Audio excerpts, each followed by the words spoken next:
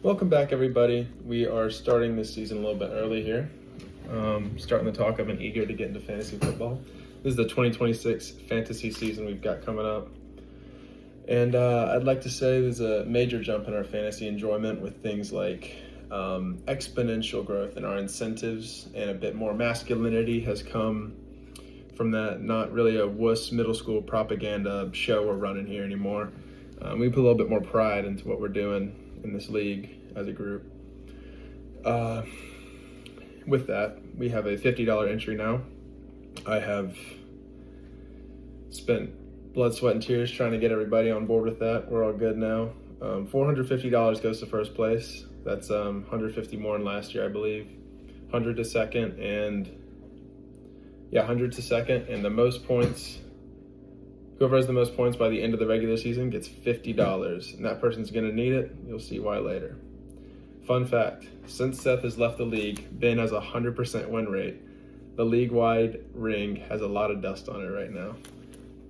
All right, on to league history facts. This is one I'll say it. I've been doing data analysis lately, putting together a bunch of stats for the last 2 or 3 days.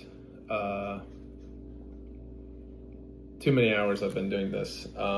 Anyway, a bunch of stats since 2021, our 2021 season. I'm not doing our 2020 season. That was terrible. No one knew what they were doing, so the data is just skewed. About position groups' hit rate and where they were drafted on average, and what successful teams of each season had done. And I got some good information out of it. I might show a bit of it later. I'll say something during this at some point, but I'm not going to say too much. What I will share is a percentage of teams who have been the highest points for and the best record, and the odds that they are also the winner that same season, since 2021. I'll start with since 2021. If you end the regular season with the most points for, you have a 0% chance of winning the league. That's 5 seasons that the person with the most points for has not won the league at all. Since 2021, the player that ended the regular season with the best record, they have had a 40% chance of winning the league. That's a lot better than the points for thing, but that was only Ben and Seth. Ben last year, and Seth, his second win, not his first, because his first was Mickey. Since 2021, the player with the second most points for has also had a 0% win rate. So that means you just kind of have to suck and then get lucky in the playoffs. That seems to be the way that things have rolled here. I have a couple predictions. When will the first QB be drafted? I say round 3, God willing. Let's grow up a little bit here. It's a PPR league. We're not, these rushing quarterbacks are great and all, but it's not the end of the world if you don't get one. Really, they're not as important. Honestly, most of the QBs that have done well have been pocket passers anyway. In the past, that have been on successful teams. Fun fact though, this is one of the stats I've gathered, one of the many.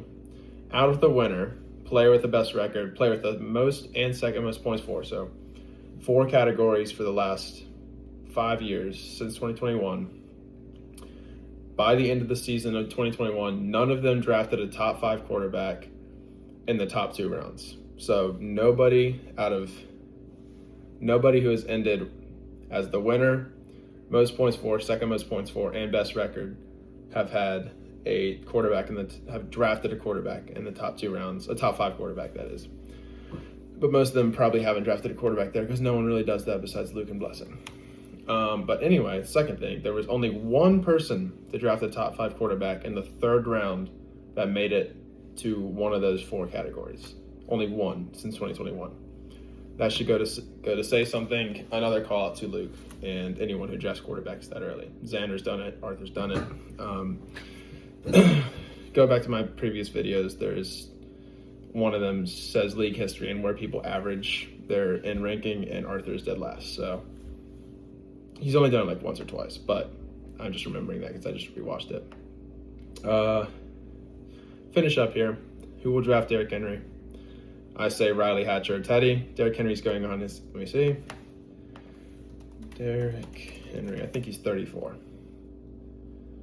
He's 32. He's turning 33 during the season, though. Most running backs drop off after their year 29 season. There's a couple of guys going into that, Christian McCaffrey being one of them. Saquon as well. But it's Derrick Henry. I'll say I probably won't be drafting him. I say those guys will. I don't think Jalen will after last season. Who will take Jalen Waddle? This is a rhetorical question. It will be Luke, and that's not a prediction. You could do a couple more, like who's taking Devontae Adams? Riley's had him most of the seasons.